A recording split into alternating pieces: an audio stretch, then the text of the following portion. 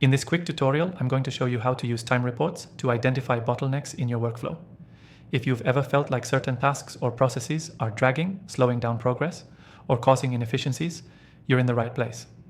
By using time reports, you can pinpoint exactly where these bottlenecks are and take action to streamline your processes. Now, let's dive straight into how this works.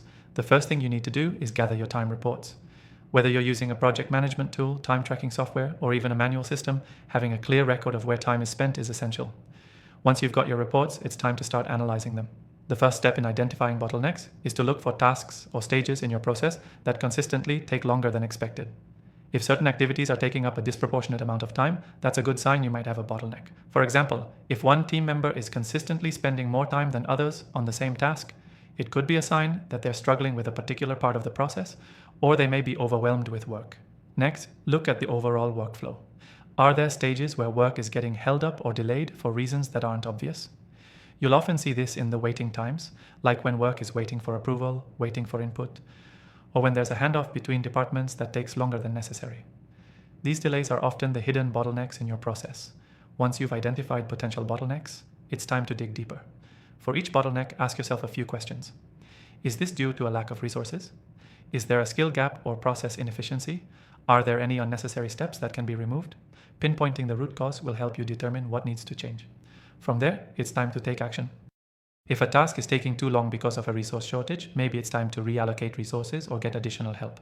If it's a process issue, consider simplifying steps, automating tasks, or improving communication. Another critical point when using time reports to identify bottlenecks is tracking improvements. Once you've made adjustments, continue to monitor time reports regularly. Compare data before and after the changes to see if the bottlenecks have been reduced or eliminated. This continuous feedback loop will help you refine your processes over time. To help you follow along, I've tested a lot of time tracking software. And the software we're using today is one of my top recommendations. It offers powerful time reporting tools that can help you spot these bottlenecks easily and get better results. As a special offer, I've arranged for an exclusive free trial, just for you, my viewer. You can find the link in the description below. Key takeaway. The key to identifying bottlenecks using time reports is consistency. By regularly reviewing your time reports, focusing on areas that take longer than expected, and digging into the underlying causes, you can streamline your processes and improve efficiency. To quickly recap, first, gather your time reports. Then, look for tasks or stages taking longer than expected. Dig into those areas to find the root cause and take action to remove inefficiencies.